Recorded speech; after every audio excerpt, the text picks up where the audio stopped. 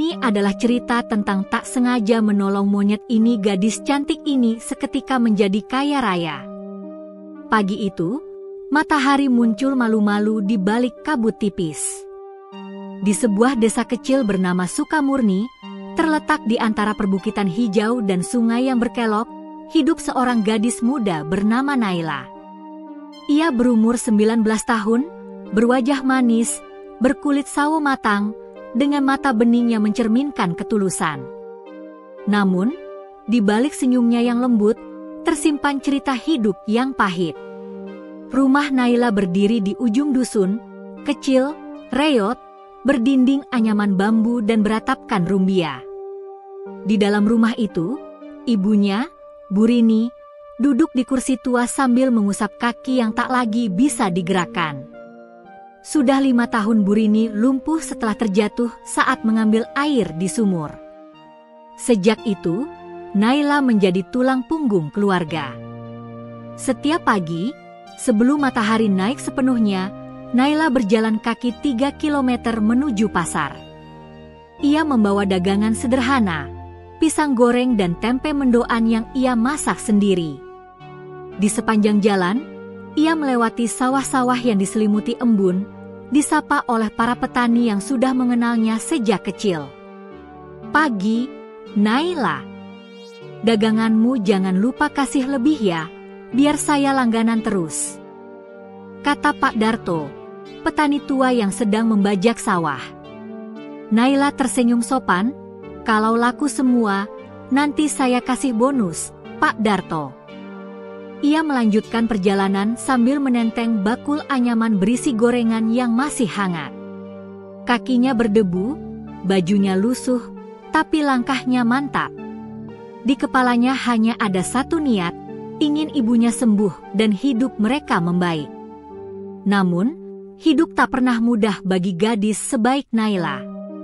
Di pasar, banyak pedagang lain yang iri padanya karena meskipun ia miskin, banyak pembeli suka pada senyum dan sikap jujurnya. Beberapa di antaranya suka mengejek dengan nada sinis. "Wah, gadis cantik tapi miskin ya. Sayang banget, kalau aku MAH udah cari suami kaya," ujar seorang pedagang muda dengan tawa menggoda. Naila hanya membalas dengan senyum tipis. "Rezeki orang beda-beda, Mbak. Yang penting halal."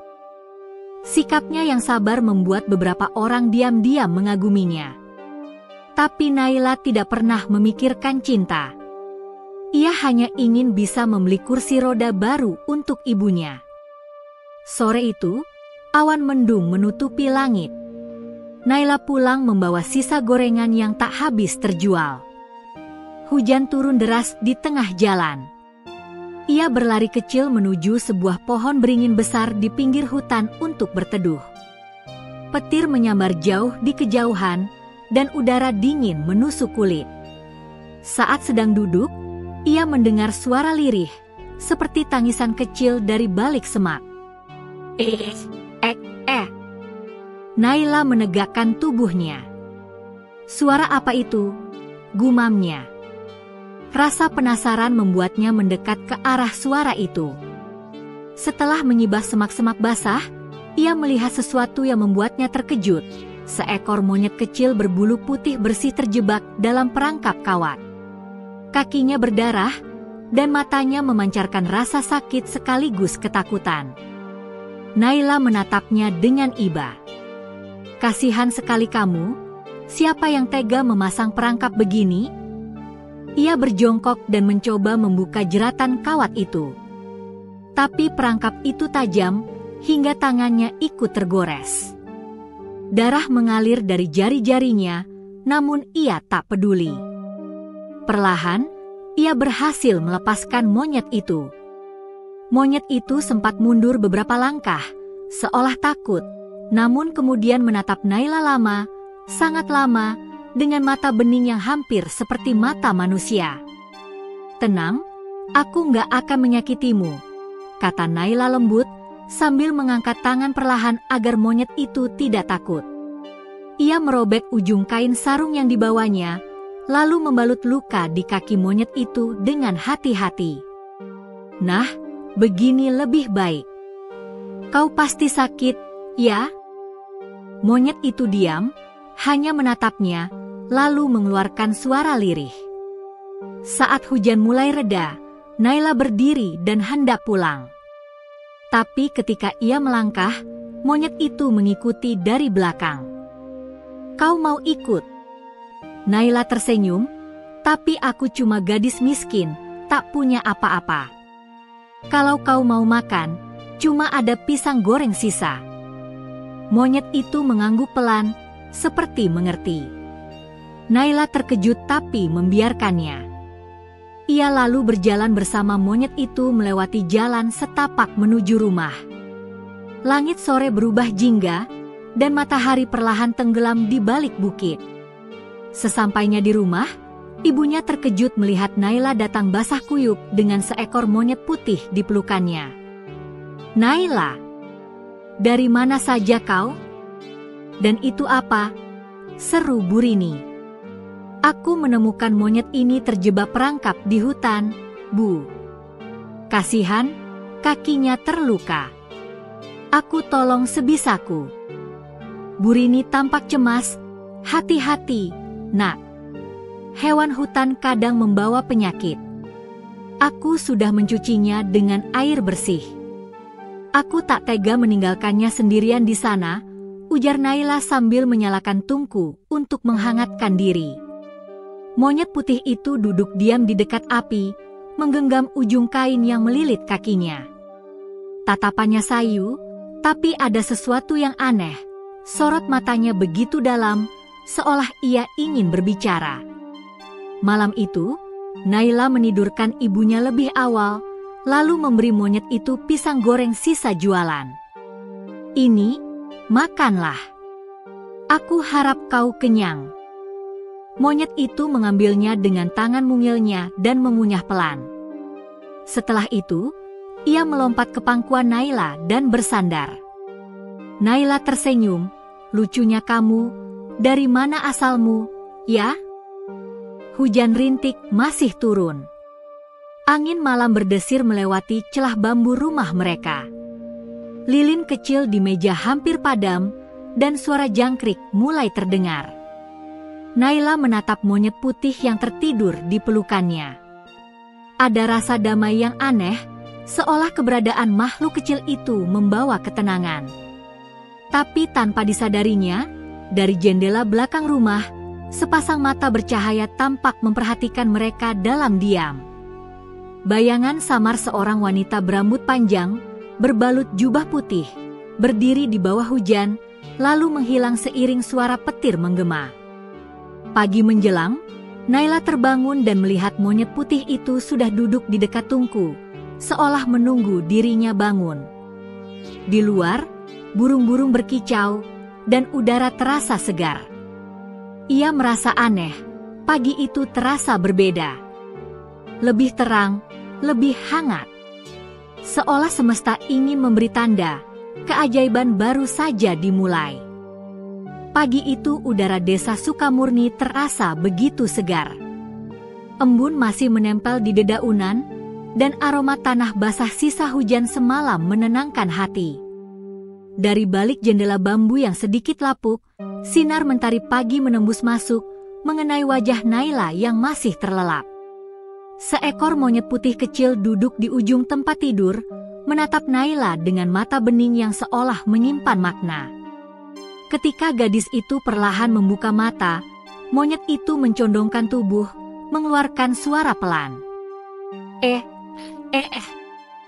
Naila tersenyum kecil. Oh, kamu sudah bangun duluan, ya? Katanya lembut sambil mengusap kepala monyet itu. Terima kasih sudah menemaniku semalam. Ia bangkit, menyiapkan air untuk ibunya, lalu mulai menggoreng pisang seperti biasa. Monyet putih itu duduk diam di dekat tungku, memperhatikan dengan saksama setiap gerakan Naila, seolah belajar. Sesekali ia mengambil pisang matang yang diletakkan Naila di piring, mencium aromanya, lalu menaruhnya kembali dengan rapi. Haha, Kau sopan sekali. Nggak seperti monyet-monyet di pasar yang suka mencuri makanan, Naila terkekeh. Burini yang duduk di kursinya menatap dengan cemas. Naila, kau yakin monyet itu nggak berbahaya? Enggak kok, Bu. Lihat, dia jinak. Malah rasanya seperti mengerti ucapan manusia, jawab Naila sambil menatap monyet putih itu penuh kasih. Dia kayak ngerti perasaanku, Bu. Ibu hanya menghela napas. Ya sudah, asal jangan terlalu dekat. Aku hanya takut kalau dia pembawa penyakit. Naila tersenyum menenangkan. Kalau Tuhan mengizinkan aku menolong dia, pasti ada maksud baik di baliknya. Setelah semua gorengan siap, Naila menyiapkan bakulnya untuk berangkat ke pasar. Tapi saat ia melangkah keluar, monyet putih itu berlari kecil mengikuti dari belakang. Ia menatap Naila dengan tatapan memohon, seperti tak mau ditinggalkan. Kau mau ikut? Tapi di pasar ramai, nanti orang-orang takut sama kamu, kata Naila sambil berjongkok di hadapan monyet itu. Namun monyet itu menunduk, mengeluarkan suara pelan seperti anak kecil yang merengek. Naila akhirnya tak tega. Ya sudah, tapi jangan nakal, ya. Kalau ada yang mau ganggu, sembunyi di bawah gerobakku. Monyet itu seolah mengangguk, membuat Naila terheran-heran. Sepanjang jalan menuju pasar, hewan itu berjalan di belakangnya dengan patuh, tak sekalipun berlari ke arah hutan. Seolah ada ikatan yang tak terlihat antara mereka. Sesampainya di pasar, banyak orang langsung memperhatikan kedatangan Naila dan monyet putih kecil itu. Anak-anak kecil berlari mendekat, menunjuk-nunjuk sambil berseru riang. Lihat, lihat! Ada monyet putih. Lucu banget, bulunya kayak kapas. Beberapa pedagang dewasa justru tampak heran. Dari mana Naila dapat monyet langka itu? Bisik seorang ibu. Aku dengar, kalau ada hewan putih datang ke rumah, itu pertanda rezeki besar. Naila tak menggubris. Ia menata dagangannya seperti biasa dan mulai menawarkan pisang goreng kepada pembeli. Namun hari itu terasa berbeda. Pelanggan datang berlipat-lipat dari biasanya. Mbak Naila, 1 bungkus ya? Aku 2 bungkus. Tambahin lagi, buat anakku. Bakul yang biasanya penuh sampai sore, kini nyaris habis sebelum siang. Para pembeli bukan hanya warga desa, tapi juga orang dari luar yang kebetulan lewat. Aneh, padahal aku goreng dengan cara yang sama, pikir Naila dalam hati. Tapi hari ini semua bilang pisangku lebih manis dari biasanya. Monyet putih itu duduk tenang di dekat kaki Naila, tak pernah mengganggu. Tapi setiap pembeli datang, ia menatap mereka sebentar, dan entah kenapa, semua orang yang menatap balik padanya merasa senang, bahkan tersenyum tanpa sadar. Seorang nenek yang membeli gorengan sampai berujar, "Monyetmu ini seperti malaikat kecil, Naila." Tatapannya bikin hati adem. Naila hanya tersenyum malu. Dalam hatinya, ia merasa haru, seolah ada sesuatu yang suci pada hewan kecil itu. Siang menjelang. Setelah semua dagangan habis, Naila duduk di bawah pohon dekat pasar sambil menghitung hasil jualan. Jumlah uangnya 3 kali lipat dari biasanya. Ia menatap monyet putih di sampingnya yang sedang memegang kulit pisang sambil memainkannya. "Kau pembawa rezeki, ya?" katanya sambil tertawa. "Aku nggak tahu apa yang terjadi, tapi aku bersyukur sekali." Monyet itu menatapnya, lalu mengulurkan tangan mungilnya ke arah Naila, seolah ingin bersalaman. Naila menyambutnya dengan senyum hangat. Ada rasa hangat aneh menjalar di dada, seperti sinar kecil yang menyentuh hatinya. Dalam perjalanan pulang, awan senja mulai berganti warna menjadi jingga keemasan. Di kejauhan, terdengar suara azan maghrib yang mengalun pelan. Naila berjalan pelan sambil membawa bakul kosong, sementara monyet putih duduk di pundaknya, memandangi langit. Sesampainya di rumah, Bu Rini terkejut. "Sudah habis semua, Nak?" "Iya, Bu. Hari ini jualannya laku keras." "Alhamdulillah," jawab Naila sambil tersenyum. "Dan lihat, aku dapat uang lebih. Mungkin bisa buat beli obat ibu bulan ini." Bu Rini tak kuasa menahan air mata. "Syukur, Nak. Tuhan masih sayang sama kita." Malam itu mereka makan dengan bahagia meski sederhana. Monyet putih itu duduk di pojok dapur, memandangi mereka makan, lalu tersenyum kecil. Naila meletakkan sepotong pisang di depannya. "Untukmu juga, sahabat kecil. Karena kamu, hari ini kami bisa makan kenyang." Namun ketika malam makin larut dan semua tertidur, terjadi sesuatu yang aneh. Dari arah luar rumah, sinar rembulan masuk menembus celah dinding bambu. Monyet putih itu bangun dan berjalan keluar perlahan. Di bawah sinar bulan, bulunya tampak berkilau seperti perak. Ia berdiri lama menatap ke langit, lalu bersuara lirih, seperti sedang memanggil seseorang. Di udara terdengar gemerincing halus, entah dari mana asalnya, seperti suara gelang emas diayun lembut.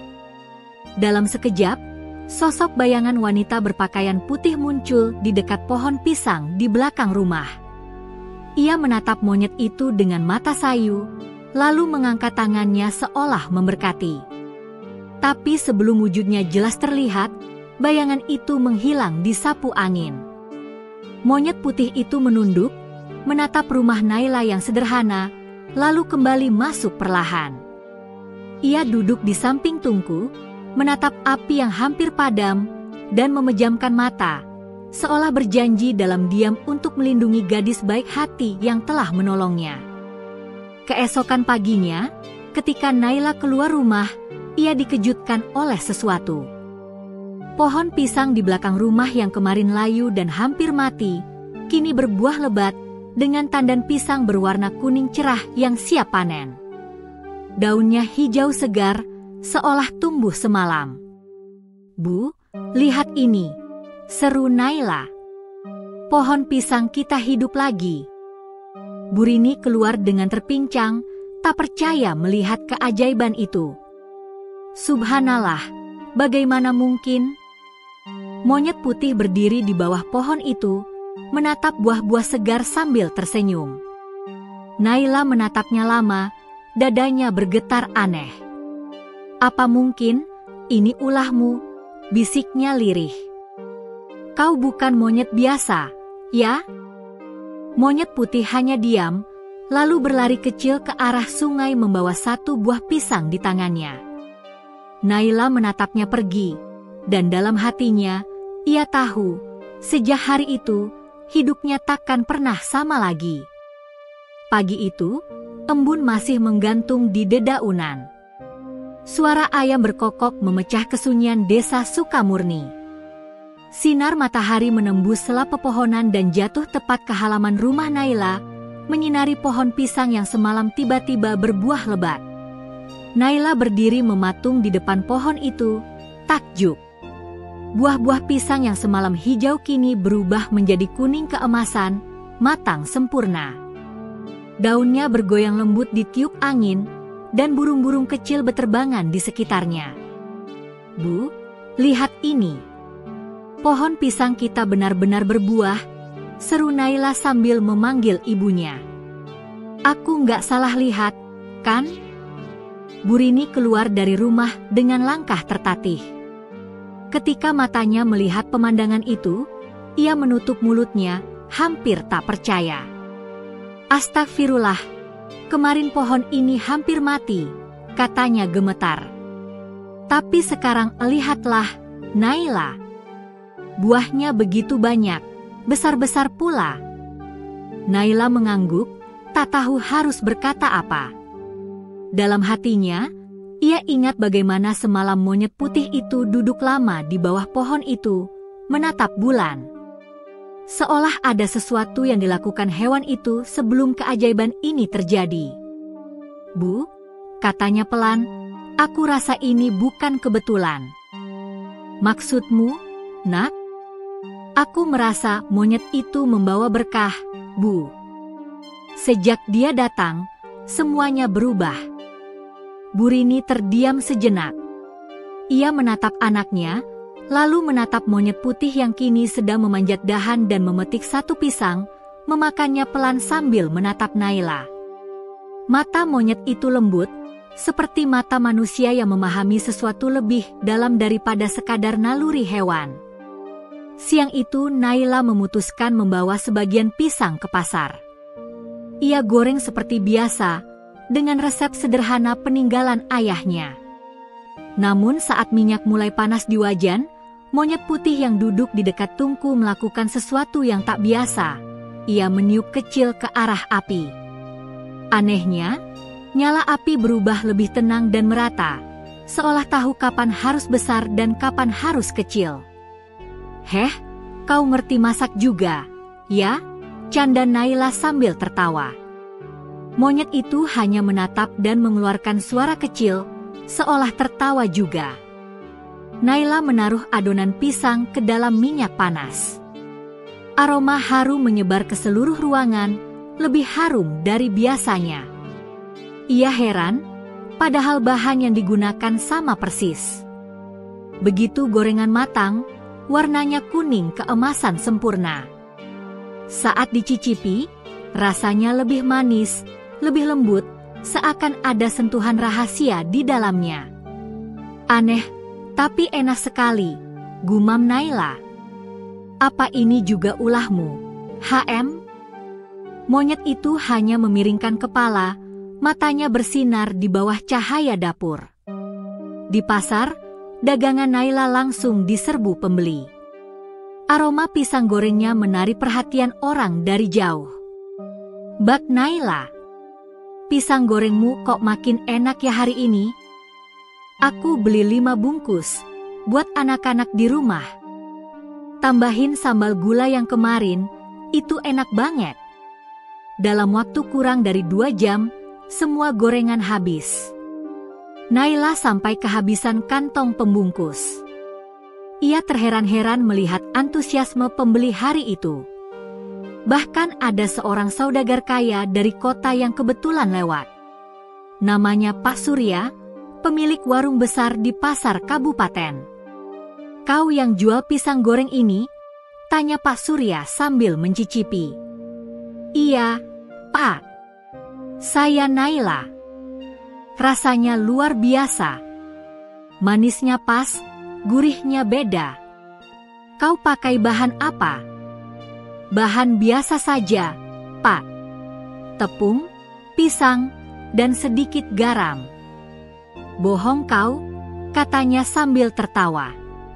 "Tidak mungkin rasa seenak ini dari bahan biasa. Bagaimana kalau kau pasok gorenganmu untuk warung saya di kota? Aku bayar lebih mahal." Naila kaget, tak percaya. "Saya pasok ke kota?" "Ya, kenapa tidak? Aku butuh 1000 potong setiap hari. Aku bayar kontan setiap minggu." "Setuju?" Naila nyaris tak bisa bicara. Ia menatap monyet putih yang duduk diam di pojok lapak, lalu menatap langit, berbisik dalam hati. "Ya Allah, apakah ini jalan MU untuk mengubah hidup kami?" Sore harinya, Naila pulang membawa uang banyak. Ia membeli beras, susu, dan obat untuk ibunya. Begitu sampai rumah, ia langsung memeluk Bu Rini dengan mata berbinar. "Bu, ada kabar gembira.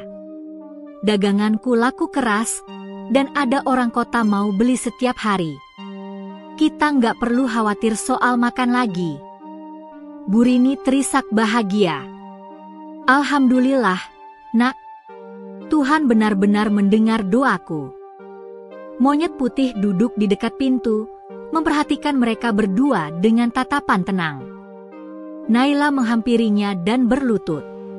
Aku nggak tahu siapa kamu sebenarnya, tapi aku merasa kamu dikirim Tuhan untuk menolong kami. Terima kasih, ya. Monyet itu menatapnya lama, lalu memegang tangan Naila dengan jemari mungilnya, lembut, hampir seperti manusia. Dalam sekejap, Naila merasa hangat menjalar di telapak tangannya, membuat dadanya bergetar. Kau bukan hewan biasa, bisiknya. Namun tak semua orang senang melihat keberuntungan Naila. Di seberang desa, dua pedagang saingannya, Mira dan Sari, memperhatikan perubahan itu dengan iri. Sejak monyet putih itu datang, jualan Naila laku terus, kata Mira sinis. Aku dengar katanya pisang gorengnya bisa bikin orang ketagihan. Jangan-jangan dia pakai pesugihan, sahut Sari. Iya. Aku juga dengar malam-malam suka ada cahaya aneh dari rumahnya. Mungkin monyet itu jin. Kabar itu mulai menyebar. Namun Naila tidak peduli. Ia hanya fokus pada pekerjaannya dan ibunya. Setiap malam ia berdoa agar diberi kekuatan untuk tetap rendah hati dan tidak tergoda oleh keserakahan. Suatu malam, ketika semua sudah tidur, Naila terbangun oleh suara langkah pelan. Ia menoleh, melihat monyet putih duduk di depan jendela menatap bulan purnama. Bulu putihnya bersinar lembut di bawah cahaya malam. Dari matanya, Naila melihat kilau air mata menetes. Kau, kenapa menangis? Tanya Naila pelan. Ia bangkit, duduk di sebelah monyet itu. Apakah kau kesepian? Monyet itu menatap Naila, lalu memegang jari telunjuknya dengan lembut. Seketika, Naila seperti melihat bayangan samar seorang perempuan bergaun putih, berdiri di tengah hutan, menangis di bawah sinar bulan. Suara lirih bergema di telinganya. Teruslah berbuat baik, Naila. Jangan tamak atas rezeki yang kau terima. Naila terperanjat. Bayangan itu lenyap secepat datangnya. Ia menatap monyet itu, namun kini hewan itu sudah menunduk dan memejamkan mata, seolah tak terjadi apa-apa. Apa yang baru saja kulihat, gumam Naila. Kau siapa sebenarnya? Angin malam berhembus lembut, meniup tirai bambu. Di luar, bulan purnama menggantung besar di langit, dan di bawah cahayanya, kehidupan Naila baru saja memasuki babak keajaiban yang sesungguhnya. Pagi itu, sinar mentari menembus celah-celah atap rumah bambu Naila, menimpa wajah gadis itu yang sedang tertidur di samping ibunya. Udara terasa lebih hangat dari biasanya. Di pojok ruangan, monyet putih itu duduk tegak di atas meja kecil, menatap Naila lekat-lekat, seolah sedang mengawasi. Ia tampak berbeda pagi itu, bulu putihnya bersinar lembut, hampir seperti memantulkan cahaya matahari. Naila menggeliat pelan, membuka mata, lalu tersenyum begitu melihat monyet itu. Pagi, si putih, ujarnya lembut. Kau sudah bangun duluan rupanya. Kau kelihatan lebih bersih dari kemarin, ya?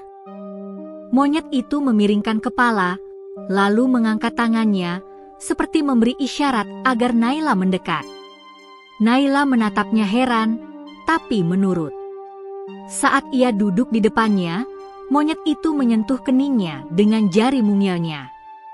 Seketika tubuh Naila terasa hangat, sangat hangat, seperti ada energi lembut yang mengalir ke seluruh tubuhnya. Aneh, bisiknya pelan. Aku seperti disentuh cahaya. Tiba-tiba, suara lembut terdengar di dalam kepalanya, bukan dari luar, tapi dari dalam pikirannya sendiri. Jangan takut, Naila, aku tak akan menyakitimu. Naila terkejut dan mundur spontan. Siapa bicara barusan? Matanya terbelalak. Ia memandang monyet putih itu dengan napas memburu. Monyet itu menatapnya lembut, lalu suaranya kembali bergema di benak Naila. Aku bukan sekadar monyet biasa. Aku adalah makhluk yang dikutuk. Naila terdiam. Bibirnya bergetar. Makhluk yang dikutuk? Maksudmu apa? Ia memegang dadanya yang berdebar. Aku mendengarmu bicara. Monyet itu mengangguk perlahan. Ya, tapi hanya kau yang bisa mendengar suaraku. Hening. Suara ayam berkokok di luar rumah seakan hilang di telinga Naila. Dunia seolah berhenti berputar sesaat. Ia menatap makhluk kecil itu dengan perasaan campur aduk, takut, penasaran, dan kagum. Siapa kau sebenarnya? Tanya Naila lirih. Namaku Ananta. Dahulu aku bukan hewan, aku manusia. Seorang penjaga hutan yang ditugaskan menjaga keseimbangan alam di sini. Tapi karena satu kesalahan, aku dikutuk menjadi seekor monyet. Dikutuk oleh siapa? Tanya Naila lagi, kali ini dengan suara gemetar. Oleh seorang dukun tamak yang ingin menguasai hutan ini. Aku menolak bantuannya menebang pohon-pohon sakral di puncak bukit. Ia marah dan mengutukku menjadi monyet putih, agar aku tidak bisa berbicara dengan manusia lagi. Tapi ramalannya berkata, kutukan ini akan hilang bila aku ditolong oleh manusia berhati tulus, tanpa pamrih. Naila membeku. Ia teringat pertemuannya di hutan, bagaimana ia menolong Ananta tanpa berpikir dua kali, tanpa takut, tanpa berharap imbalan. Jadi, akulah orang yang menolongmu? Tanya Naila perlahan. Ya, jawab Ananta. Kau menolongku dengan tanganmu yang berdarah. Darah itu menetes ke buluku dan membuka pintu antara dunia manusia dan dunia roh. Naila menatapnya dengan mata berkaca-kaca. Lalu, apa yang akan terjadi padamu sekarang? Ananta menunduk. Sebagian kutukanku sudah mulai pudar. Tapi masih ada tugas yang harus kuselesaikan. Dan untuk itu, aku butuh bantuanmu. Bantuan apa? Aku harus menemukan batu suci penjaga hutan yang dicuri oleh dukun itu. Batu itu disembunyikan di tempat yang tak bisa dijangkau makhluk biasa. Hanya manusia berhati suci yang bisa menemukannya. Naila menelan ludah. Ia bukan petualang, bukan orang kuat. Ia hanya gadis miskin yang setiap hari berjualan gorengan. Tapi mata Ananta memancarkan keyakinannya membuatnya tak sanggup menolak. Kalau begitu, aku akan bantu, katanya dengan suara bergetar namun tegas. Ananta tersenyum kecil, senyum yang anehnya tampak seperti milik manusia. Terima kasih, Naila. Tapi ingat, perjalanan ini tidak mudah. Akan ada bahaya, dan akan ada ujian yang menguji hatimu. Hari itu, sesuatu berubah dalam diri Naila. Ia merasa ada cahaya baru dalam dirinya, sesuatu yang tak pernah ia rasakan sebelumnya. Bahkan ibunya merasakannya. Naila, entah kenapa, pagi ini tubuh ibu terasa ringan, ujar Burini. Kaki ibu tidak seberat biasanya. Naila terkejut, lalu memegang kaki ibunya. Ibu, sungguhan. Iya, nak. Seperti ada hangat yang menyelimuti tubuh ibu. Naila melirik ke arah Ananta, yang hanya diam sambil tersenyum tipis. Ia tahu, pasti ada hubungannya dengan monyet putih itu. Menjelang sore, Ananta mengajak Naila berjalan ke tepi hutan. Langit berwarna keemasan, dan burung-burung kembali ke sarang. Hutan itu tampak seperti biasa, tapi ketika mereka melangkah lebih dalam, udara berubah, lebih dingin, lebih tenang, dan terdengar bisikan-bisikan halus di antara pepohonan. "Tempat ini terasa hidup," ujar Naila sambil menatap sekeliling.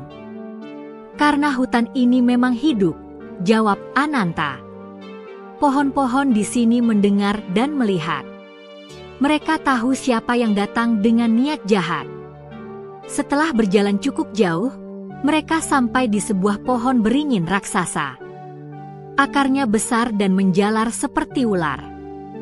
Di bawah pohon itu ada batu hitam besar yang terbelah dua. "Dulu di sini tempat batu suci itu disimpan," kata Ananta.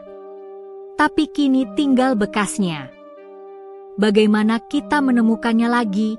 tanya Naila. Ananta memejamkan mata sejenak. "Kau yang akan menemukannya, Naila. Bukan aku. Tapi kau harus percaya pada hatimu." Naila menatap batu itu lama-lama. Entah mengapa, dalam benaknya muncul suara samar, seperti suara air mengalir dari arah timur. Ia menoleh dan melihat celah kecil di antara dua tebing, di mana cahaya matahari sore menembus dan memantulkan kilau keemasan. Aku rasa di sana," katanya spontan. Ananta mengangguk. "Kau benar." Mereka berjalan menuju celah itu, menuruni jalan berbatu licin. Di dasar lembah, ada aliran air jernih yang mengalir lembut. Di dasar sungai itu, tampak sesuatu yang berkilau terang seperti emas. "Itu dia," seru Naila. Tapi saat ia hendak mendekat, tanah di bawahnya tiba-tiba bergetar. Dari air yang tenang itu muncul ular hitam besar dengan mata merah menyala. Lidahnya menjulur, menimbulkan suara mendesis menakutkan. "Hati-hati, Naila!" teriak Ananta. Naila terhuyung ke belakang. Ular itu melingkar, siap menerkam. Tapi saat detik itu juga, Ananta melompat ke depan, tubuh kecilnya berubah. Sesaat bulunya bersinar terang dan membentuk bayangan besar seperti manusia bersayap putih. Naila menutup mata karena silau cahaya itu. Ketika ia membuka mata, ular hitam itu sudah lenyap, berubah menjadi abu. Ananta berdiri di depannya, terengah-engah, kembali dalam bentuk monyet kecil. "Ananta!" Naila berlari mendekat. Kau menyelamatkanku lagi. Kau sudah menemukan tempatnya," ujar Ananta dengan suara lemah. "Tapi batu itu belum bisa diambil sekarang. Kau harus menunggu malam bulan purnama. Hanya saat itu cahaya suci bisa membuka pelindungnya." Naila mengangguk. "Aku akan menunggu. Aku akan lakukan apapun yang kau minta." Ananta tersenyum. Kali ini senyumnya tulus, damai, dan penuh arti. "Kau tak tahu, Naila, kebaikanmu akan mengubah takdirmu sendiri." Malam itu, Naila kembali ke rumah dengan hati bergetar. Ia belum tahu apa yang menantinya, tapi satu hal pasti, hidupnya takkan pernah sama lagi. Di luar rumah, bulan menggantung separuh di langit. Dan dari kejauhan, terdengar suara gaib berbisik, "Bulan purnama sudah dekat." Waktu berjalan cepat. Hari-hari berlalu dengan tenang, namun hati Naila tidak pernah benar-benar damai sejak kejadian di lembah itu. Setiap malam, ia memikirkan batu suci yang berkilau di dasar sungai dan kata-kata Ananta yang penuh teka-teki. "Kau harus menunggu malam bulan purnama." Malam itu akhirnya datang.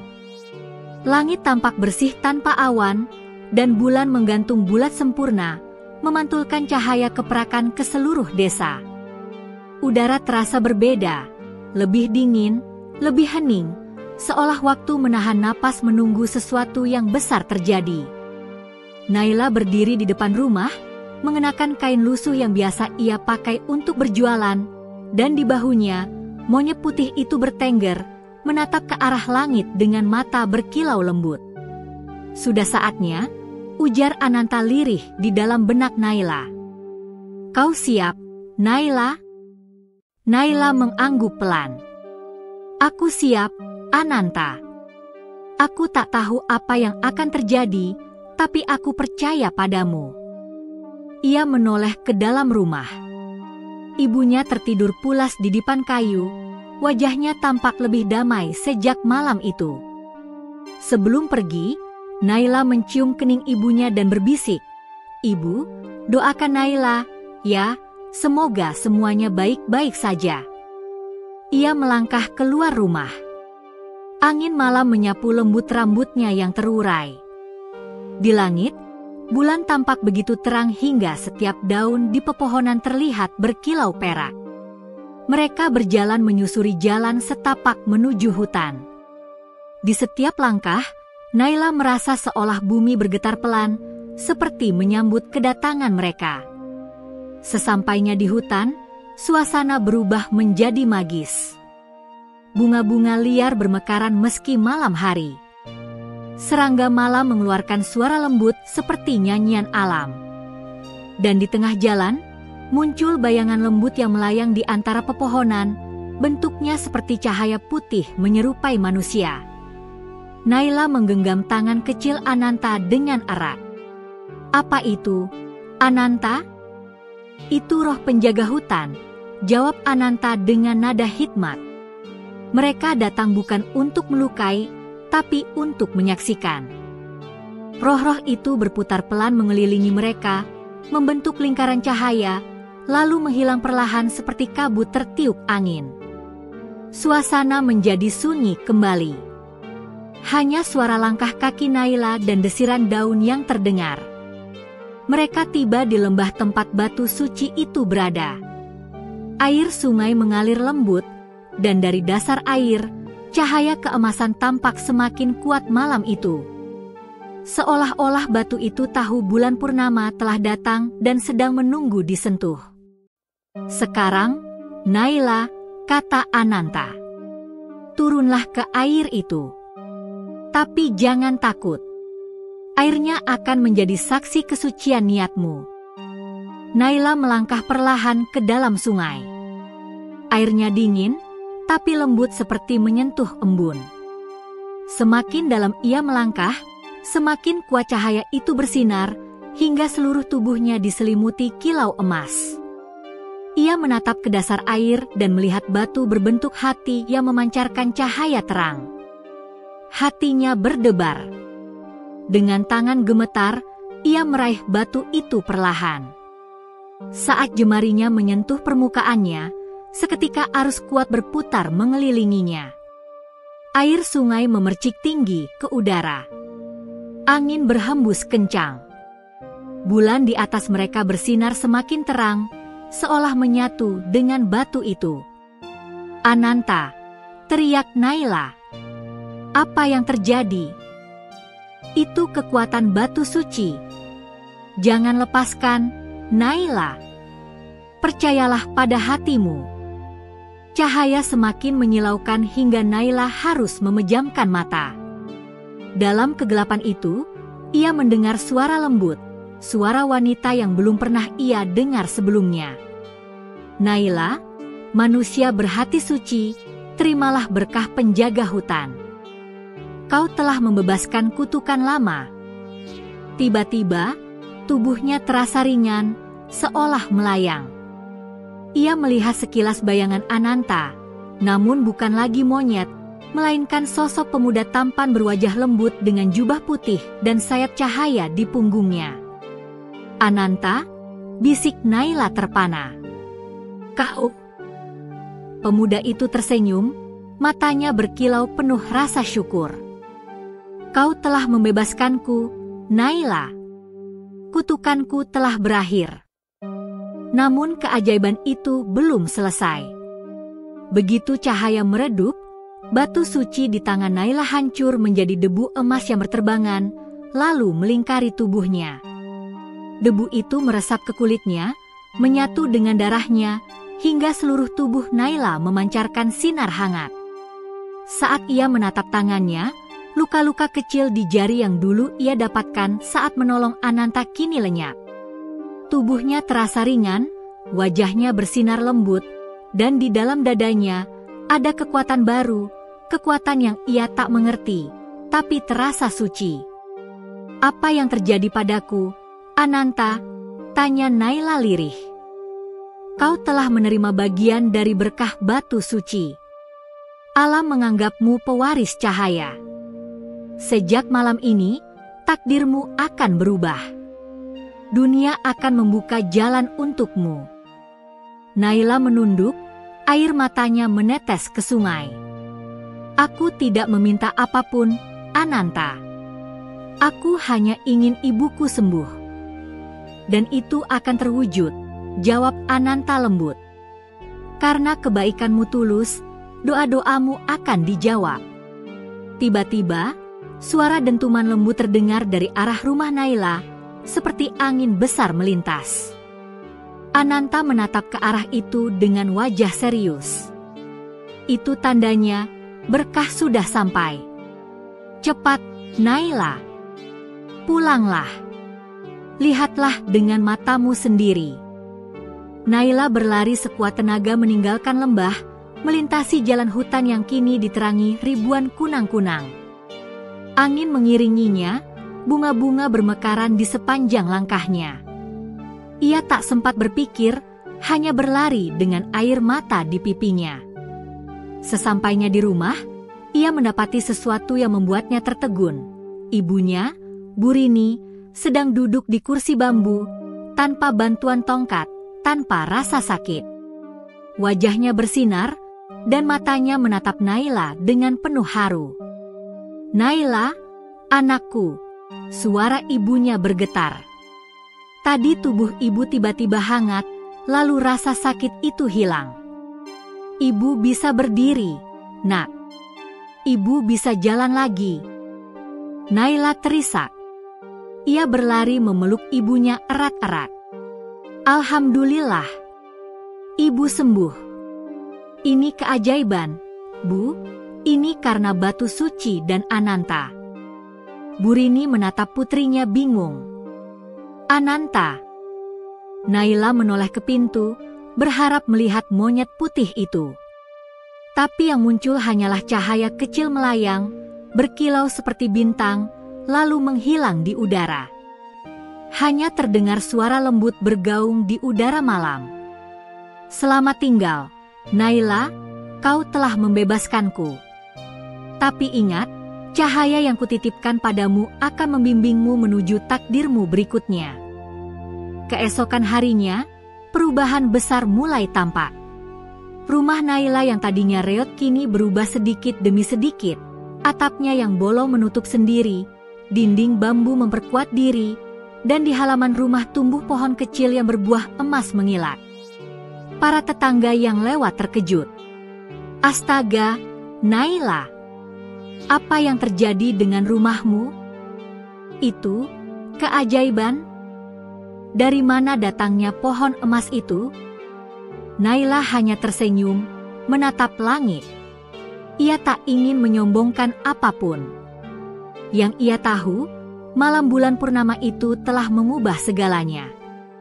Ia menggenggam kalung kecil yang tiba-tiba muncul di lehernya, kalung dengan liontin berbentuk batu kecil berwarna putih, peninggalan dari debu batu suci semalam. Dan di dalam hatinya, suara Ananta masih bergema. "Keajaiban pertama telah dimulai, Naila. Tapi perjalananmu belum berakhir."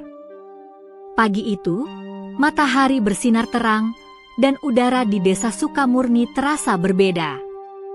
Seolah seluruh alam tengah bersuka cita. Burung-burung beterbangan di langit, pepohonan tampak lebih hijau, dan bunga liar bermekaran di tepi jalan. Namun yang paling mencolok adalah rumah Naila. Rumah yang dulu reot dan nyaris roboh kini berdiri lebih tegak. Atap rumbia yang bocor kini berubah menjadi genteng tanah liat yang kuat. Dinding bambunya memantulkan cahaya, seolah dilapisi lapisan halus berwarna perak. Di halaman, tumbuh pohon kecil berbuah bulat keemasan yang memantulkan sinar matahari dengan indah. Penduduk desa berdatangan, terheran-heran dengan perubahan itu. Astaga, Naila! Rumahmu seperti rumah orang kaya. Dulu atapnya bocor, sekarang kinclong. Buah itu, apakah emas sungguhan? Naila keluar dengan wajah teduh, mengenakan pakaian sederhana. Ia tersenyum sopan kepada para tetangga yang berkerumun. Aku sendiri tidak tahu bagaimana ini bisa terjadi. Tadi pagi rumah sudah seperti ini, ujarnya jujur. Tetapi di dalam hatinya, ia tahu ini adalah berkat batu suci dan Ananta. Ia menggenggam kalung putih di lehernya, tanda yang ditinggalkan Ananta semalam. Saat disentuh, kalung itu terasa hangat, seolah masih hidup. Hari-hari berlalu, dan keajaiban itu terus berlanjut. Setiap kali Naila memetik buah dari pohon emas itu, buahnya berubah menjadi emas murni begitu disentuh tanah. Dalam sekejap, hidup Naila berubah drastis. Ia menjual sebagian emas itu ke kota dan mendapatkan uang yang sangat banyak. Dengan uang itu, ia memperbaiki rumahnya sepenuhnya, membeli pakaian untuk ibunya, bahkan membangun dapur dan sumur baru agar mereka tidak perlu berjalan jauh untuk mengambil air. Namun, seperti pepatah lama, di mana ada cahaya, di situ bayangan juga tumbuh. Kabar tentang kekayaan mendadak Naila menyebar ke seluruh desa dan sampai ke telinga orang-orang yang tidak sebaik dirinya. Suatu sore, datanglah Pak Wiryo, kepala desa yang terkenal licik dan rakus. Ia datang ke rumah Naila bersama 2 orang pengawalnya. Senyumnya lebar, tapi matanya menyimpan niat tersembunyi. Wah, ternyata benar kabar itu, ujarnya sambil menatap pohon emas di halaman. Luar biasa, Naila. Tuhan benar-benar memberkati keluarga kalian. Tapi, tentu saja, kita harus memastikan hal ini sesuai aturan desa, bukan? Naila menatapnya sopan. Maksud Bapak bagaimana? Begini, Nak, kata Pak Wiryo dengan nada manis tapi penuh jebakan. Kekayaan yang muncul mendadak seperti ini perlu dilaporkan pada kami, pihak desa. Siapa tahu bisa dimanfaatkan untuk kepentingan bersama. Tapi, Pak, jawab Naila pelan, buah itu tumbuh di halaman rumah saya, dan saya tidak mencurinya dari siapapun. Pak Wiryo tersenyum sinis. Tentu. Tapi aturan tetap aturan. Kalau semua orang tiba-tiba punya pohon emas, bagaimana nasib desa ini? Hehehe. Bu Rini, yang kini sudah bisa berjalan, ikut keluar. Pak Lurah, kami hanya ingin hidup tenang. Kami tak berniat menimbun harta atau sombong. Tolong jangan ganggu anak saya. Namun Wiryo hanya menatap pohon itu lama-lama, lalu berbisik pada pengawalnya, kau lihat, itu bukan pohon biasa. Pastikan malam nanti, kita kembali ke sini. Aku ingin buah itu dibawa ke rumahku. Malam pun tiba. Angin berhembus lembut dari arah selatan, membawa aroma tanah basah. Naila duduk di teras sambil memandangi langit penuh bintang. Ia merasa gelisah tanpa alasan. Kalung di lehernya tiba-tiba bergetar halus, seolah memberi tanda. Ananta, panggilnya pelan.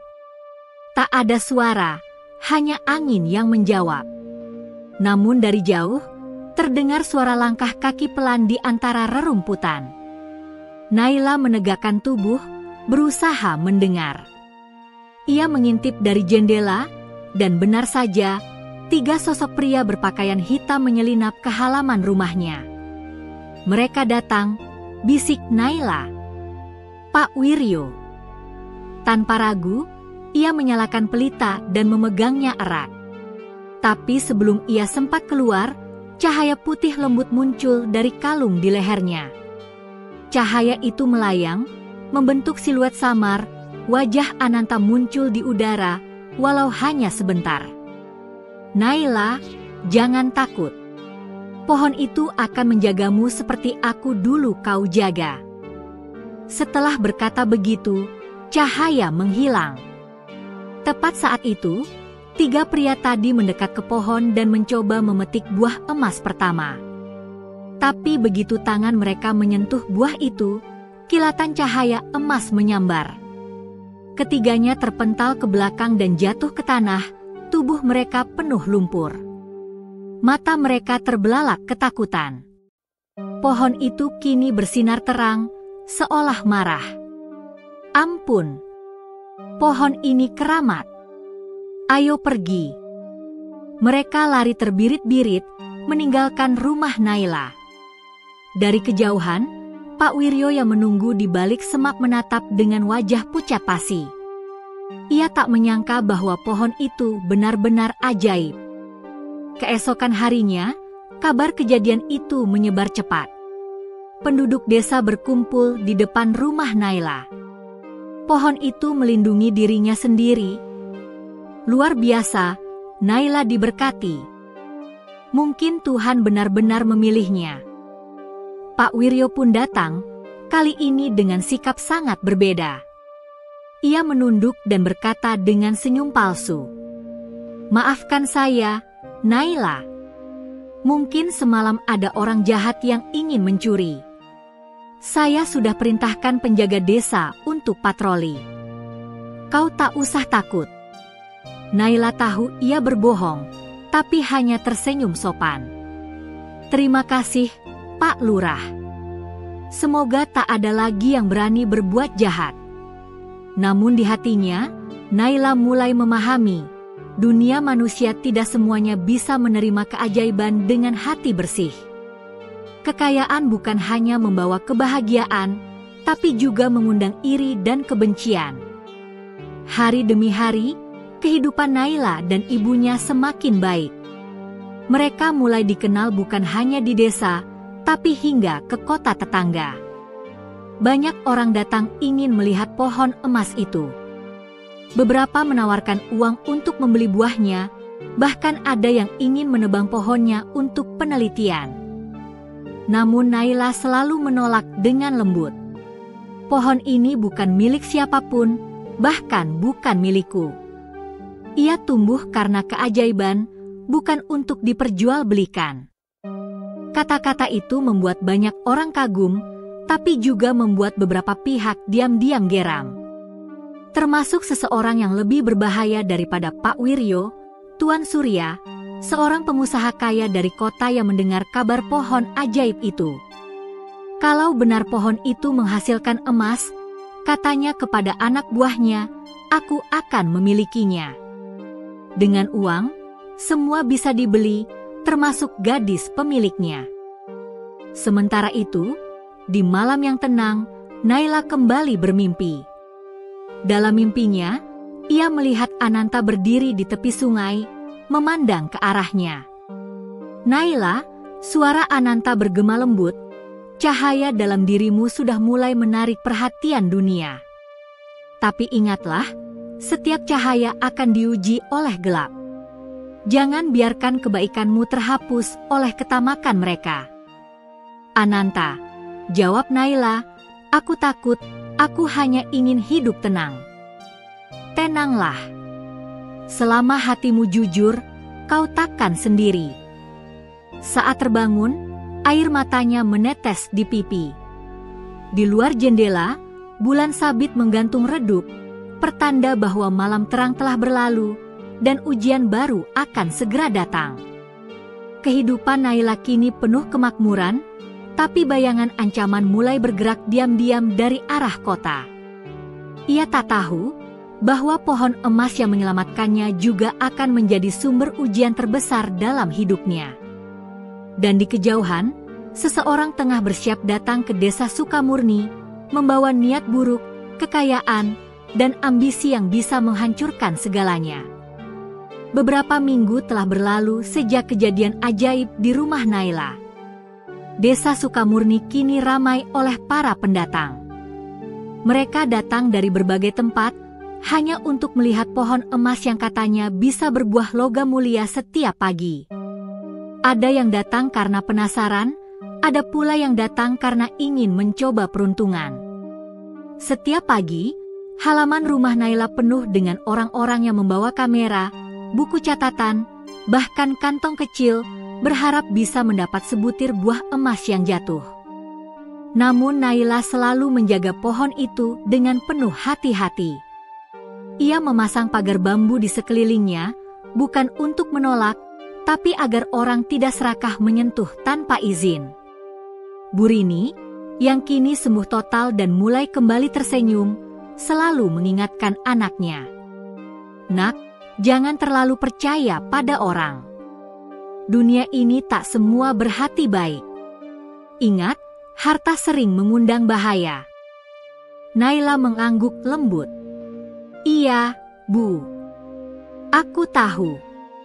Tapi aku juga tak bisa menolak orang datang ke sini. Mungkin mereka ingin belajar sesuatu dari keajaiban ini. Bu Rini tersenyum, tapi hatinya tetap waspada. Ia tahu dunia manusia penuh tipu daya, terutama bila sudah menyangkut emas dan kekuasaan. Kedatangan Tuan Surya.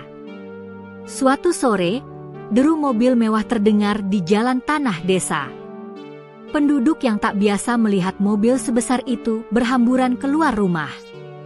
Mobil hitam mengilap itu berhenti tepat di depan rumah Naila. Dari dalam, keluar seorang pria berpakaian jas abu-abu, berkacamata hitam, ditemani dua pengawal berbadan besar. Itu siapa, ya? Bisik warga. Kaya sekali, pasti orang kota. Mungkin pejabat atau pengusaha. Pria itu tersenyum ramah kepada warga yang menatapnya, lalu berjalan pelan ke arah Naila yang sedang menyapu halaman. Selamat sore, gadis manis. Kau pasti Naila, pemilik pohon ajaib yang sedang ramai dibicarakan itu? Benar, Pak, jawab Naila sopan. Bapak siapa, ya? Pria itu menepuk dadanya bangga. Namaku Tuan Surya, pengusaha besar dari Jakarta. Aku punya pabrik emas, hotel, dan beberapa tanah di kota. Aku datang bukan untuk mengganggumu, tapi ingin bekerja sama. Bekerja sama? Tanya Naila bingung. Ya, tentu saja, jawab Tuan Surya sambil tersenyum licik. Aku dengar pohonmu menghasilkan buah emas. Luar biasa sekali. Aku ingin meneliti dan mungkin menanamnya di tempatku juga. Kita bisa menjadi kaya bersama. Naila menunduk, lalu menjawab dengan sopan, "Maaf, Tuan. Pohon ini tidak bisa dipindahkan atau dijual. Ia tumbuh di sini karena keajaiban, bukan karena aku menanamnya." Tuan Surya tertawa kecil. Oh, Naila, aku tahu kau gadis sederhana. Tapi lihat, uang bisa membuat hidupmu lebih mudah. Aku bisa beri kau 100 juta rupiah hanya untuk sebatang cabang pohon itu. Beberapa warga yang mendengar langsung terkejut. 100 juta? Ya ampun, itu uang yang banyak sekali. Namun Naila tetap tenang. Maaf, Tuan. Aku tak bisa. Pohon ini bukan untuk dijual, dan aku tak ingin menjadikannya alat mencari harta. Senyum di wajah Tuan Surya perlahan memudar. Ia menatap Naila lama, matanya berkilat penuh kesombongan. Kau akan menyesal, gadis kecil. Dunia tak akan selalu berpihak pada orang miskin yang keras kepala. Setelah berkata begitu, ia berbalik menuju mobilnya, meninggalkan debu di jalanan desa yang tenang. Namun sebelum pergi, ia menatap sekali lagi ke arah pohon emas, sorot matanya penuh rencana. Malam di bawah bulan merah. Malam itu, langit berwarna kemerahan aneh. Angin berhembus kencang dari arah gunung. Naila tidak bisa tidur. Ia duduk di teras sambil memandangi pohon emas yang bersinar lembut di terpa cahaya bulan. Kalung putih di lehernya terasa hangat lagi.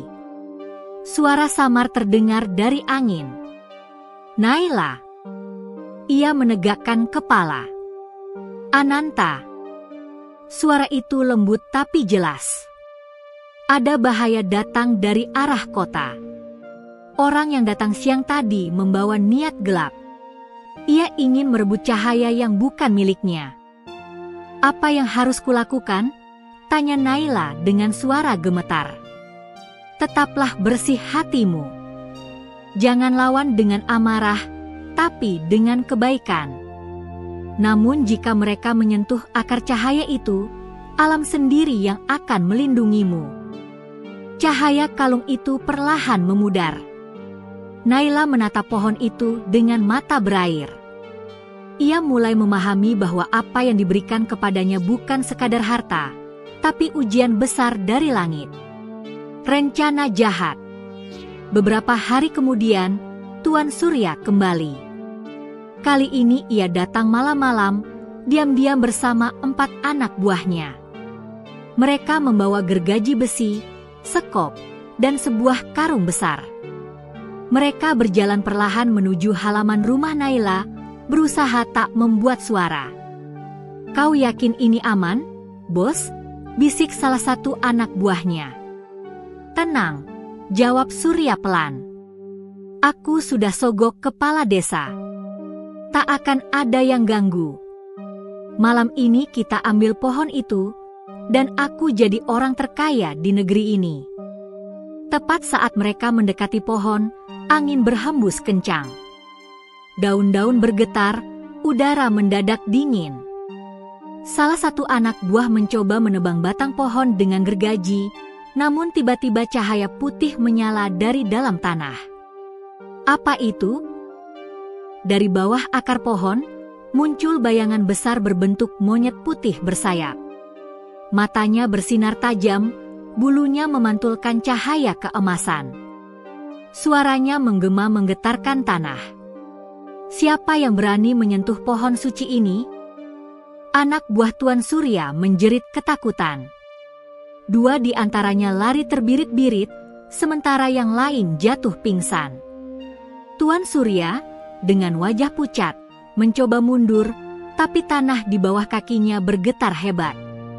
Pohon itu mengeluarkan kilatan cahaya, dan setiap langkah Tuan Surya terasa berat, seperti diinjak ribuan tangan tak terlihat. "Kau tamak, manusia," suara gaib itu bergema. "Kau datang bukan untuk berbagi, tapi untuk merampas. Aku cuma ingin sedikit. Aku bisa bayar.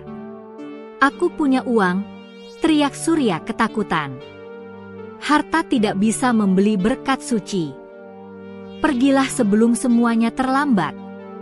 Tiba-tiba angin besar berputar, menerbangkan daun-daun emas ke langit. Saat semuanya mereda, Tuan Surya dan anak buahnya sudah terlempar keluar pagar, tubuh mereka kotor dan luka. Mobil mewahnya rusak parah, kaca pecah, dan mesinnya tak bisa menyala lagi. Pagi setelah kejadian. Pagi berikutnya, penduduk desa menemukan mobil hitam besar tergeletak di pinggir jalan dengan 4 orang pingsan di dalamnya. Tidak ada yang tahu apa yang terjadi, tapi semua segera menyebarkan kabar bahwa pohon emas marah pada pencurinya. Naila hanya diam mendengar kabar itu. Ia menatap langit biru dan berbisik, "Terima kasih, Ananta. Aku tahu ini bukan akhir. Masih ada banyak yang akan datang." Burini mendekat dan memeluk anaknya. "Nak, semua ini sudah di luar batas manusia. Kau harus hati-hati. Kalau bisa, pergilah dari desa ini sebelum yang lain datang." Naila menatap ibunya. "Aku tidak akan lari, Bu. Ini rumah kita. Aku akan menjaganya seperti aku menjaga Ananta dulu." Di kejauhan, burung-burung putih berterbangan di atas pohon emas, seolah menjaga kedamaian itu. Namun di balik ketenangan, bayangan hitam dari kota masih menunggu waktu untuk datang kembali, kali ini dengan kekuatan yang lebih besar. Pagi itu udara terasa berat dan lembab.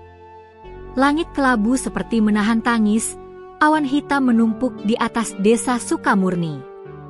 Angin berhembus pelan, membawa aroma tanah basah dan bunga kering. Sejak kejadian semalam ketika Tuan Surya dan anak buahnya diusir oleh kekuatan misterius dari pohon emas, sesuatu mulai berubah. Pohon emas yang biasanya memancarkan cahaya lembut kini tampak kusam. Daun-daunnya kehilangan kilau keemasannya, dan beberapa buahnya jatuh ke tanah lalu hancur menjadi abu sebelum sempat disentuh.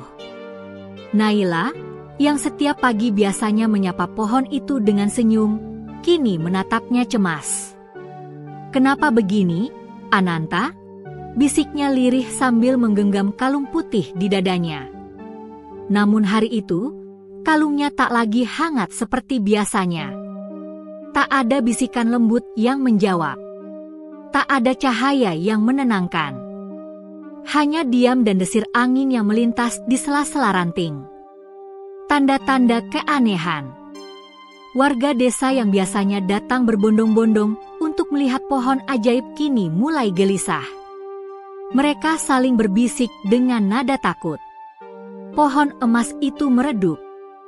Mungkin gadis itu melakukan sesuatu yang salah. Atau mungkin pohon itu marah lagi. Desas-desus mulai menyebar cepat. Ada yang menuduh Naila menyembunyikan emas untuk dirinya sendiri. Ada pula yang berkata bahwa kekuatannya berasal dari makhluk halus. Naila menunduk mendengar bisikan-bisikan itu, hatinya sedih tapi ia tetap tenang. Ia tahu, ujian belum selesai. "Bu, orang-orang mulai membenciku," katanya pada ibunya sambil memeluk lutut di depan tungku. "Biarkan saja mereka, Nak," jawab Bu Rini lembut. "Yang penting hatimu bersih. Ingat, kebaikan sejati selalu diuji sebelum diterima dunia." Namun jauh di dalam hatinya, Naila tahu ada sesuatu yang lebih besar sedang terjadi. Alam di sekitarnya seperti kehilangan keseimbangan. Burung-burung yang biasanya bernyanyi kini tak lagi datang. Sungai kecil di belakang rumah mulai surut. Bahkan bunga-bunga liar di sekitar rumahnya layu, seolah ikut bersedih. Mimpi dari dunia cahaya. Malam itu, ketika Naila tertidur, ia bermimpi aneh. Ia berjalan di tengah hutan yang diterangi cahaya putih.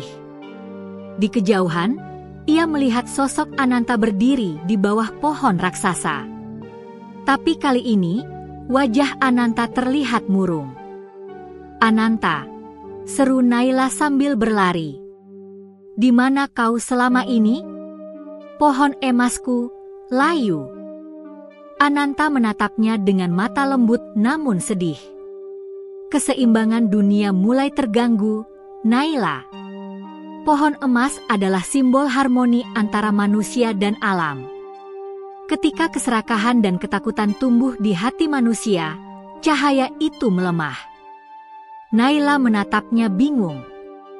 Apa yang bisa kulakukan untuk memperbaikinya? Ananta mendekat dan meletakkan tangannya di bahu Naila. "Kau harus pergi ke Gunung Purba, tempat asal batu suci itu. Di sana ada sumber cahaya murni yang bisa memulihkan segalanya. Tapi ingat, perjalanan itu berbahaya. Hanya mereka yang berhati bersih yang bisa sampai ke puncak." "Apakah aku akan melihatmu di sana?" tanya Naila pelan. "Aku akan selalu bersamamu, tapi tidak dalam wujud yang sama. Dengarkan hatimu, Naila. Itu kompas menuju cahaya sejati." Seketika angin besar berhembus, dan sosok Ananta memudar dalam cahaya. Naila terbangun dengan napas terengah-engah. Kalung di lehernya bersinar lembut kembali, kali ini seperti menandakan arah ke utara. Perjalanan dimulai. Keesokan paginya, Naila berpamitan pada ibunya. Ia membawa tas kecil berisi roti, air, dan selendang tua peninggalan ayahnya. "Ibu, aku harus pergi sebentar. Ini untuk menyelamatkan kita semua." "Kemana, Nak?" tanya Bu Rini khawatir. "Ke gunung, Bu. Ananta memanggilku." Bu Rini menggenggam tangan anaknya erat-erat. "Kalau itu memang jalanmu, pergilah. Tapi hati-hati, Nak. Dunia di luar sini tak semuanya bersahabat." Dengan air mata yang menetes di pipi, Naila memeluk ibunya, lalu melangkah pergi melewati jalan setapak yang biasa ia lalui saat mencari kayu bakar dulu. Tapi kali ini berbeda. Jalan itu terasa lebih sunyi, lebih panjang, seolah dunia menunggu ujian besar baginya. Rintangan di tengah hutan. Menjelang sore, Naila tiba di tepi hutan lebat yang menutupi kaki Gunung Purba. Pepohonannya tinggi dan rapat, sinar matahari hanya menembus sedikit. Suara burung hantu terdengar bahkan sebelum malam datang. Saat ia melangkah masuk, suara lirih terdengar dari balik pepohonan. Siapa yang berani masuk ke wilayah terlarang? Dari kegelapan muncul seekor harimau hitam besar dengan mata merah menyala. Nafasnya berasap, suaranya dalam dan menggetarkan bumi. Naila berjongkok ketakutan, tapi segera menggenggam kalung di lehernya. Kalung itu memancarkan cahaya lembut, membuat harimau itu berhenti mendekat. "Aku datang bukan untuk merusak," kata Naila berani meski suaranya gemetar. "Aku datang untuk mengembalikan cahaya yang hilang." Harimau itu menatapnya lama, lalu suaranya berubah lembut. "Kau gadis cahaya yang disebutkan dalam ramalan lama. Kalau begitu, teruslah berjalan. Tapi ingat, semakin kau mendaki, semakin gelap hatimu akan diuji." Harimau itu mundur, lalu lenyap dalam kabut. Jalur di depan Naila terbuka, dan jalan berbatu tampak berkilau samar. Ia tahu itu tanda bahwa ia diterima oleh penjaga hutan. Ujian hati. Malam tiba lebih cepat di kaki gunung. Naila menyalakan api kecil dan duduk di bawah pohon besar. Angin membawa suara-suara aneh, seperti bisikan. "Untuk apa kau berkorban bagi orang-orang yang menuduhmu? Mereka iri padamu, Naila. Mereka tidak layak diselamatkan. Biarkan saja pohon itu mati, dan gunakan kekuatanmu sendiri untuk menjadi kaya." Suara-suara itu menusuk telinga Naila. Ia menutup mata, menggenggam kalungnya erat, lalu berdoa dalam hati. "Ya Tuhan, jangan biarkan hatiku gelap oleh kebencian. Aku hanya ingin menebus kesalahan manusia, bukan membalas mereka." Cahaya dari kalungnya semakin terang, dan suara-suara itu lenyap perlahan seperti kabut tertiup angin. Dari kejauhan, terdengar suara lembut seperti tawa, suara Ananta. "Kau lulus ujian pertama, Naila. Cahaya hatimu masih murni." Gunung yang memanggil. Ketika fajar mulai merekah, Naila melihat puncak Gunung Purba dari kejauhan. Puncaknya diselimuti awan putih berkilau seperti emas. Ia tahu, di sanalah jawabannya menunggu. Langkah demi langkah, ia terus mendaki meski tubuhnya mulai lelah. Di setiap langkah, ia mendengar gema bisikan lembut dari angin. "Teruslah berjalan, gadis cahaya. Dunia menunggu penyembuhan darimu." Di bawah sana, di desa, Bu Rini terbangun dari tidurnya. Ia melihat pohon emas yang layu kini mengeluarkan cahaya kecil dari batangnya, tanda bahwa Naila telah memulai perjalanan yang benar. Dengan air mata haru, ia berbisik, "Anakku, Semoga Tuhan menjagamu. Dunia ini butuh hatimu. Langit di atas Gunung Purba perlahan berubah warna menjadi merah keemasan. Naila berdiri di tepi jurang, menatap puncak yang masih jauh. Ia tahu jalan masih panjang, tapi keyakinannya tak tergoyahkan. Aku tidak akan menyerah, katanya tegas. Demi ibuku, demi desa, dan demi Ananta yang mempercayaiku. Ia melangkah lagi ke depan, ke dalam kabut tebal yang menyelimuti jalur menuju puncak. Di belakangnya, burung-burung putih mulai terbang mengikuti, membawa pertanda bahwa cahaya dunia perlahan akan pulih, asalkan Naila bisa mencapai puncak dan menyalakan kembali sumber cahaya murni. Langit fajar di puncak Gunung Purba menyala merah keemasan. Udara begitu dingin hingga napas Naila keluar dalam uap putih. Ia berdiri di antara batu-batu raksasa berlumut, tubuhnya gemetar kelelahan setelah 2 hari mendaki tanpa henti. Di bawahnya, dunia tampak kecil dan sunyi. Desa, hutan, sungai, semua tertutup kabut. Namun di hatinya, Naila tahu ia sudah dekat. Suara lembut seperti nyanyian terdengar dari arah puncak, seolah angin membawa pesan dari langit. Kalung putih di lehernya kembali berpendar lembut, menuntunnya menuju sebuah gua besar yang memancarkan cahaya biru. Inikah tempatnya? Sumber cahaya murni, gumam Naila. Ia melangkah masuk perlahan. Udara di dalam gua terasa hangat, meski di luar begitu dingin. Dinding batu berkilau seperti kristal, memantulkan cahaya lembut ke sekeliling. Di tengah gua itu berdiri sebuah kolam kecil berisi air jernih, dan di atasnya melayang bola cahaya putih sebesar kepala manusia.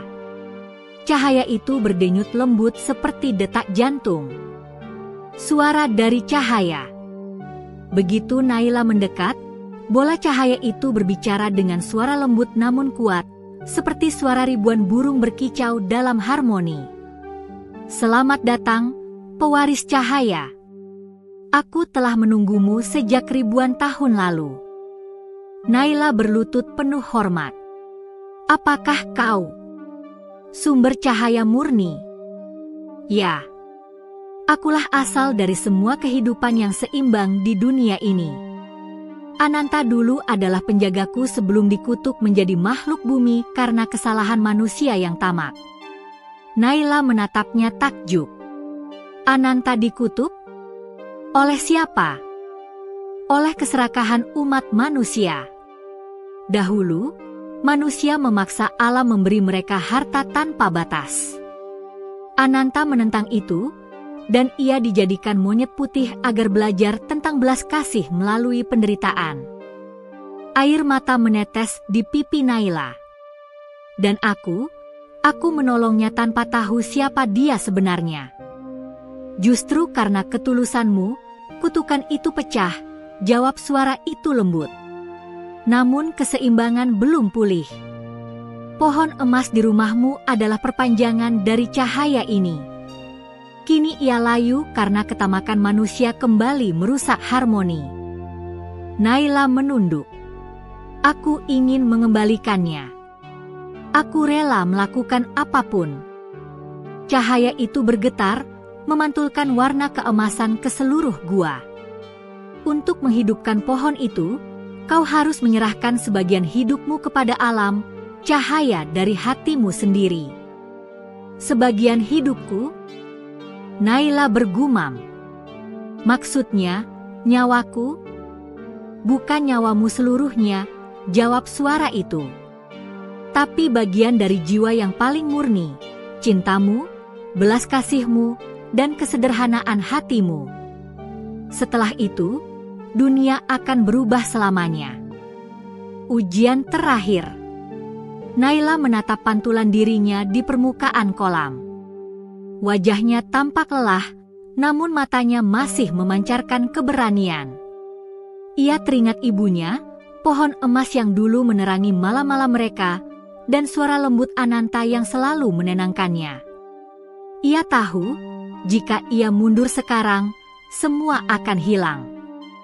Desa akan kembali dalam kegelapan, dan keserakahan akan menang. Aku siap, katanya mantap. Ambillah bagian terbaik dari jiwaku, asal dunia bisa damai lagi. Cahaya itu mendekat perlahan. Sinar putihnya menyelimuti tubuh Naila. Ia merasakan panas yang lembut, seperti disentuh matahari. Lalu perlahan, tubuhnya terangkat ke udara. Kalung putih di lehernya pecah menjadi serpihan cahaya yang menyatu dengan bola itu. "Ananta," bisiknya dengan air mata. "Aku harap kau melihat ini." Tiba-tiba cahaya di dalam gua berputar cepat, menghasilkan pusaran angin besar. Rambut Naila berkibar, matanya terpejam, dan di dadanya muncul simbol berbentuk daun berwarna emas. Dari simbol itu keluar sinar yang menembus langit, membelah awan gelap di atas gunung. Langit bergemuruh, dan dari kejauhan terdengar raungan lembut, suara Ananta. "Naila, berhentilah. Jangan berikan semuanya." Tapi Naila hanya tersenyum. "Aku sudah memilih, Ananta. Ini untukmu, untuk dunia yang dulu kau lindungi." Cahaya semakin kuat. Tubuh Naila lenyap di tengah sinar itu, menyatu dengan sumber cahaya. Dalam sekejap, seluruh gunung dipenuhi sinar emas yang membutakan. Burung-burung putih berterbangan ke langit, bunga-bunga bermekaran di lereng gunung, dan sungai-sungai kembali mengalir dengan jernih. Kebangkitan alam. Di desa, Burini terbangun dari tidurnya karena cahaya luar biasa di langit. Warga keluar rumah, menatap ke arah gunung yang kini memancarkan sinar keemasan bagai matahari kedua. "Itu dari arah Gunung Purba," teriak seseorang. "Lihat, pohon emas hidup lagi." Pohon di halaman rumah Naila kini bercahaya terang. Daunnya kembali berwarna emas murni, tapi kali ini lebih lembut, tidak menyilaukan. Buahnya jatuh perlahan ke tanah, berubah menjadi biji bening yang menyebarkan aroma harum. Burini menangis terseduh, merasakan bahwa sesuatu telah berubah dalam dirinya. "Naila, kau berhasil, ya, nak? Tapi, di mana kau sekarang?" Kelahiran kembali. Sementara itu, di puncak gunung, angin berhembus tenang setelah badai cahaya mereda. Bola cahaya putih telah berubah menjadi sosok manusia, sosok Ananta, kini dengan wajah penuh damai. Ia menatap ke arah tempat Naila lenyap. Di sana, hanya tersisa bunga kecil berwarna putih tumbuh di tepi kolam. Ananta berlutut, memegang bunga itu dengan lembut. "Kau telah melakukannya, Naila. Kau mengorbankan bagian suci dari jiwamu untuk dunia yang bahkan sering menyakitimu." Ia menatap langit, dan air matanya jatuh menetes di atas bunga itu. Ajaibnya, bunga itu tumbuh lebih tinggi dan berubah menjadi wujud seorang gadis dengan cahaya di tubuhnya, Naila, tapi kini lebih lembut, matanya berkilau seperti bintang. "Aku di sini, Ananta," katanya pelan. "Aku tidak mati. Aku hanya menjadi bagian dari cahaya itu." Ananta tersenyum haru. "Sekarang kau adalah penjaga baru dunia ini." Naila menatap ke bawah gunung, ke arah desanya yang kini kembali hidup. "Aku tidak ingin mereka menyembahku. Aku hanya ingin mereka belajar bahwa kebaikan sejati bukan tentang harta, tapi tentang keikhlasan memberi. Dan mereka akan tahu," jawab Ananta. "Setiap kali matahari terbit, mereka akan melihat sinar lembut dari pohon emas. Itu adalah hatimu yang masih hidup." Keajaiban di desa. Hari-hari berikutnya, desa Sukamurni berubah menjadi tempat yang makmur dan damai. Pohon emas kini tidak lagi menghasilkan emas murni, melainkan buah berbentuk kristal bening yang bila dibagi ke orang miskin, bisa mengobati penyakit atau menumbuhkan tanaman di tanah gersang. Tak ada lagi yang datang karena tamak. Orang datang untuk berdoa, bersyukur, dan belajar berbagi. Di tengah halaman rumah, berdiri patung kecil berbentuk monyet putih memegang bunga, tanda penghormatan untuk Ananta dan Naila. Burini hidup bahagia, membuka rumahnya sebagai tempat singgah bagi siapapun yang membutuhkan. Setiap malam, ia duduk di bawah pohon emas sambil menatap langit. Kadang, di antara cahaya bintang, ia melihat bayangan putrinya tersenyum. "Terima kasih, Nak, dunia jadi lebih baik karenamu." Kisah yang tak pernah mati. Bertahun-tahun berlalu, kisah tentang Naila dan monyet putih menjadi legenda di seluruh negeri. Banyak orang datang ke desa Sukamurni untuk belajar makna keikhlasan. Dan setiap malam bulan purnama, di atas pohon emas, tampak dua cahaya melayang bersama. Satu berbentuk monyet putih bersayap, satu lagi seperti gadis bergaun cahaya. Mereka menari di udara, menyebarkan butiran bintang ke bumi. Warga percaya, itu adalah Naila dan Ananta, sang penjaga keseimbangan dunia yang tak pernah benar-benar pergi. Mereka masih menjaga manusia, mengingatkan bahwa cahaya sejati tidak pernah padam, ia hanya berpindah dari hati ke hati.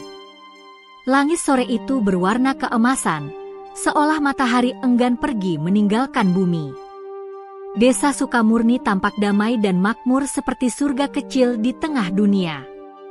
Burung-burung beterbangan rendah, anak-anak berlari di jalan tanah, dan suara tawa terdengar di setiap sudut. Namun sore itu berbeda.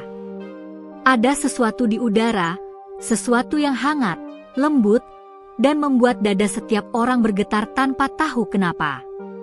Pohon emas di halaman rumah Burini bersinar lebih terang dari biasanya. Daun-daunnya memantulkan cahaya matahari hingga seluruh desa seolah dilapisi sinar emas.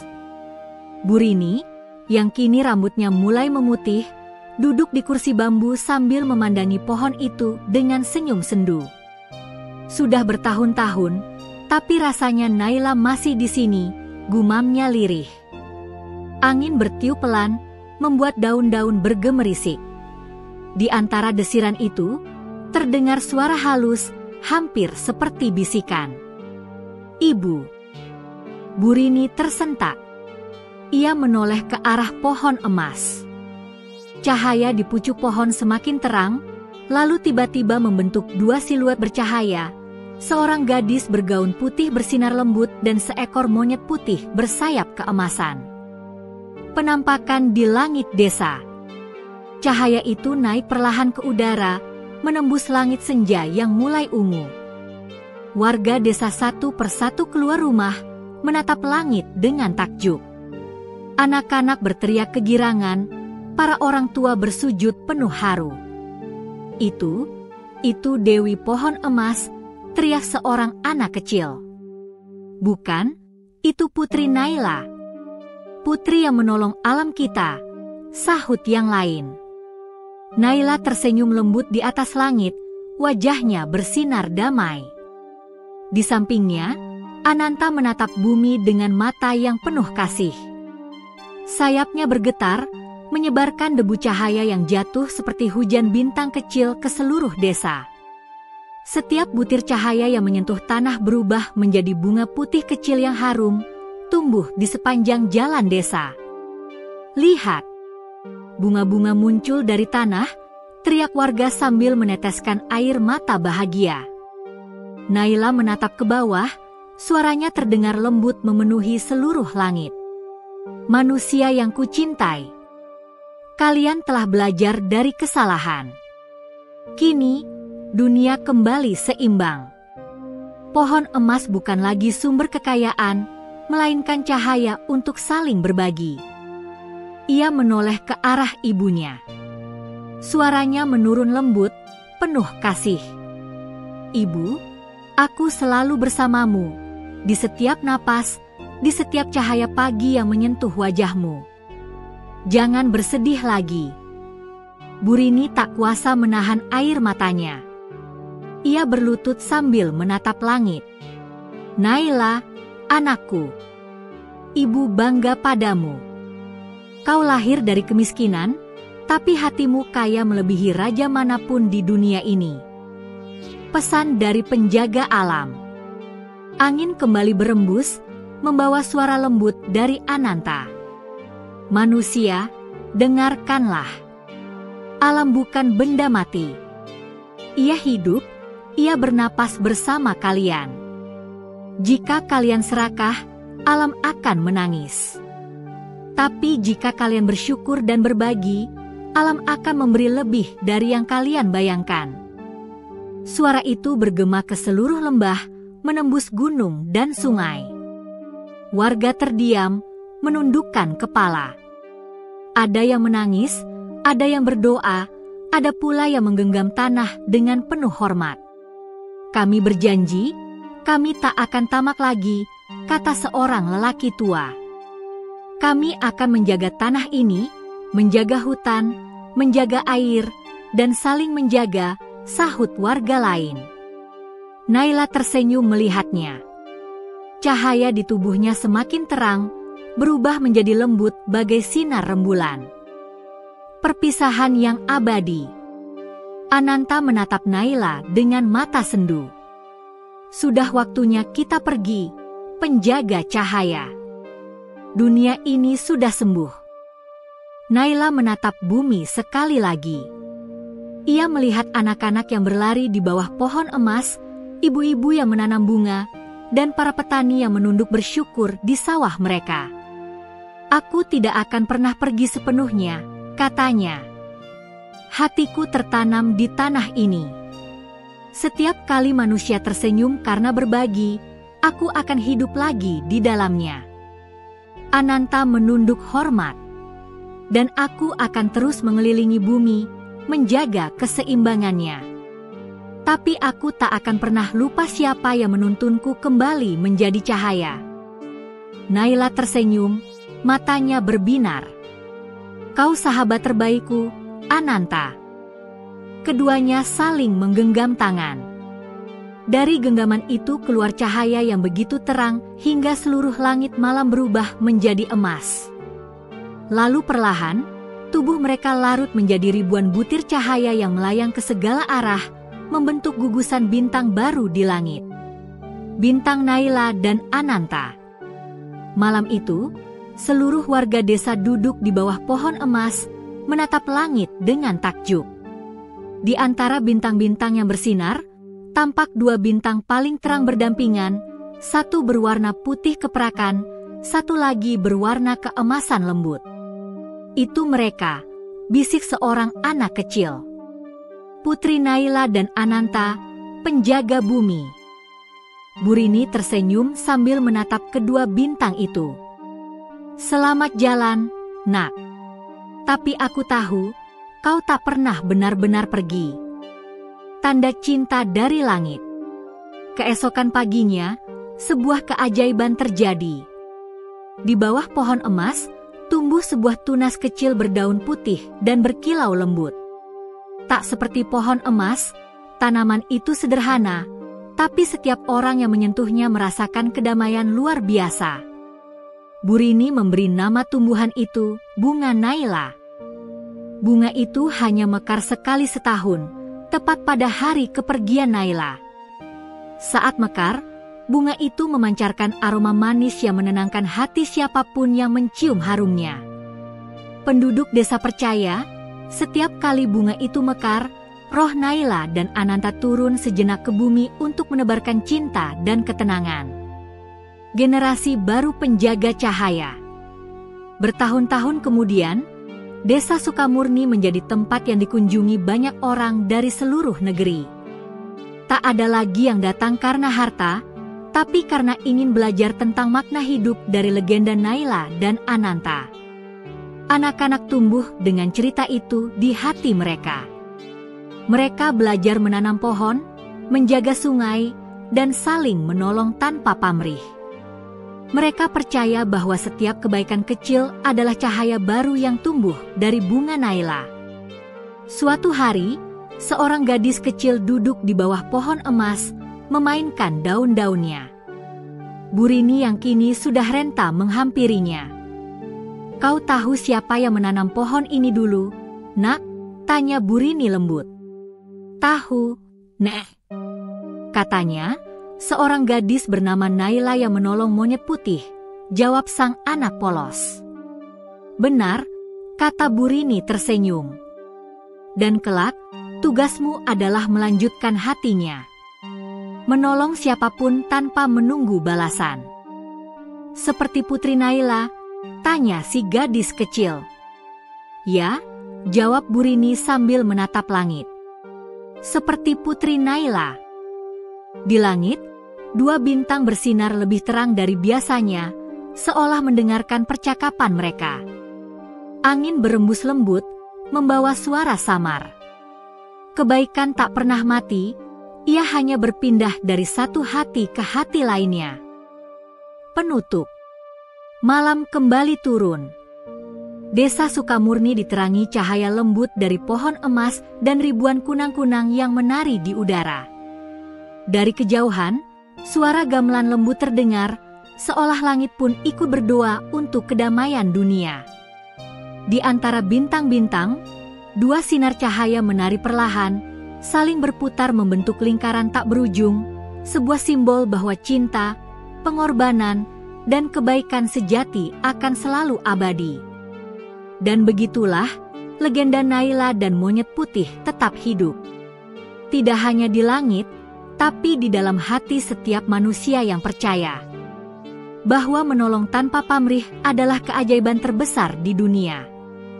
Simbol bulan purnama tamat. Simbol bulan purnama.